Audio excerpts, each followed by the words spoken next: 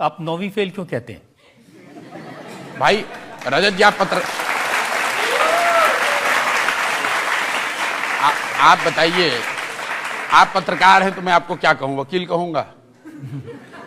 भाई आप पत्रकार हैं, मैं आपको पत्रकार कहूंगा। तेजस्वी यादव 9वीं फेल है तो इसे 9वीं फेल कह रहा हूं।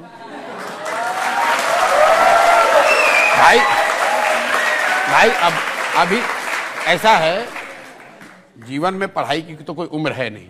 अभी से पास हो जाए, 10वीं पास हो जाए, मैं उनको 10वीं पास करने लगूंगा। इतने लोग हैं अरे मैं जो नहीं पढ़े लेकिन अच्छा, जैसे कामराज थे, बिल्कुल पढ़े लिखे नहीं थे, लेकिन उन्होंने कांग्रेस की अध्यक्षता चलाई, इंदिरा गांधी को प्राइम मिनिस्टर बनाया। देखिए मेरी बात आप जमीन पर सुनिए, मैं ये नहीं मानता हूं कि पढ़ाई होने से लोग समझदार होंगे, ऐसा मैं नहीं मानता हूं। लेकिन कई बार क्या है कि आपकी आर्थिक सामाजिक स्थिति ऐसी होती है कि आप पढ़ नहीं पाए, आपको पढ़ने की सुविधा नहीं मिली।